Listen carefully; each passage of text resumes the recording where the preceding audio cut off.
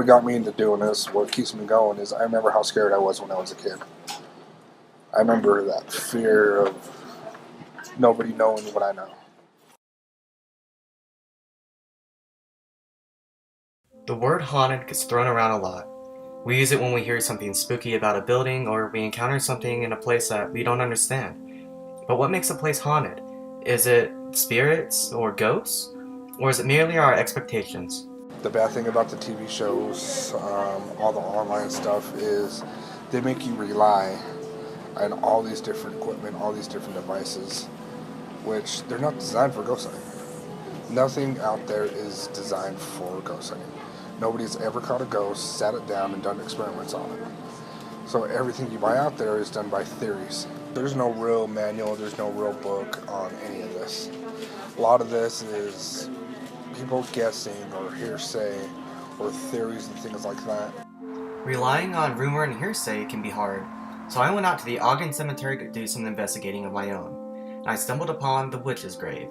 Chances are it got the nickname unfairly due to the last name, Broom. The grave pays memoriam to John, Hester, and Eliza Broom. John and Hester Broom are not alone. A number of smaller graves also share the platform of children ages 1 to 2, 3 of which share the last name Madsen. There were, however, 2 children from the Broom family, Emily and Mary Ann. For some reason, Mary Ann did not have a gravestone separate from the main grave like Emily did.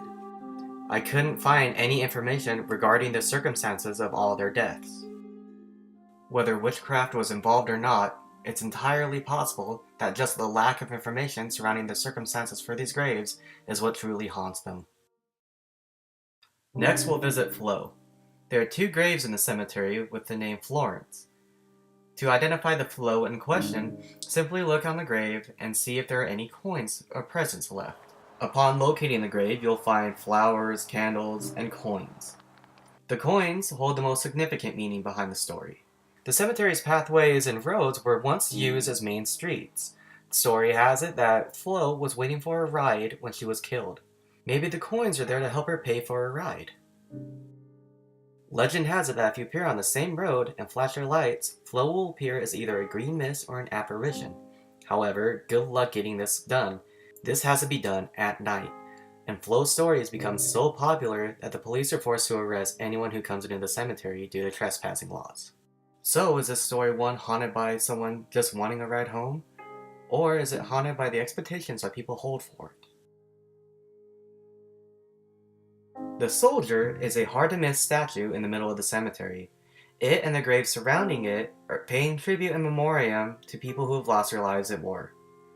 The story goes that the statue is supposed to follow you as you walk around it or drive around it.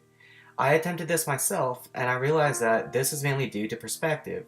The angle the statue's head is pointed at causes it to appear to be staring at you for at least half of that circle.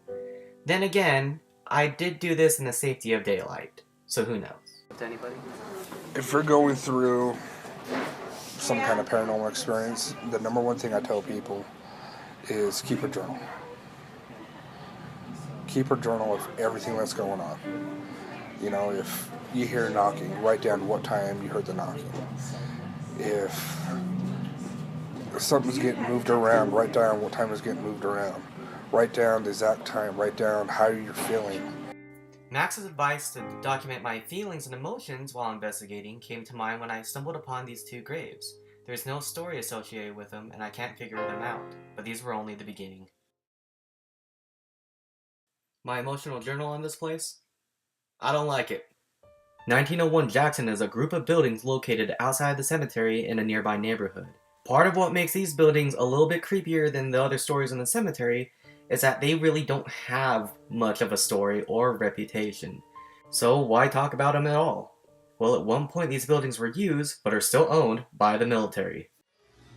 They haven't been sold, and they haven't been demolished, which means that there is some reason why they are still here. That reason alone makes it worth checking out.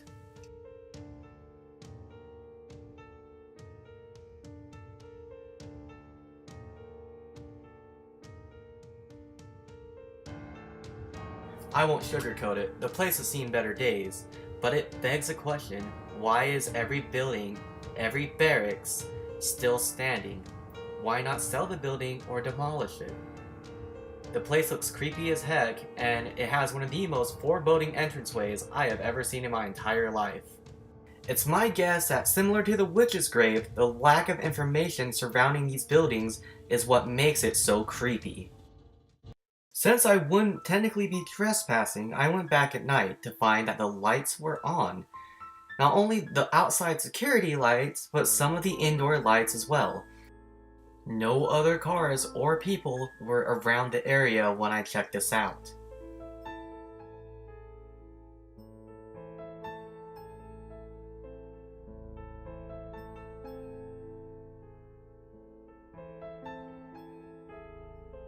However, it wasn't just the main building that was receiving power. The outside lights to most of the barracks were lit up as well. It's possible the lights are on to keep thieves out, but that would also imply that there was something to steal.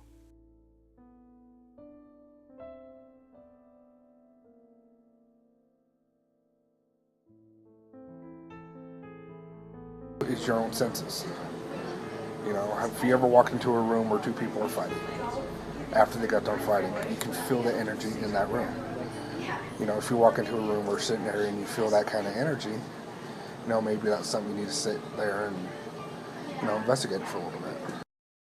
Forgive me for being cliche, but this next clip of video from outside of 1901 Jackson seems to have something in the audio. I thought it was just me, but give it a listen and see what you think.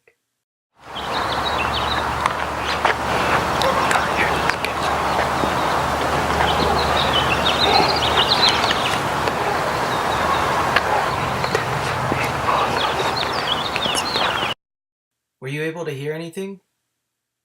We'll listen one more time. I don't want to blow your ears out.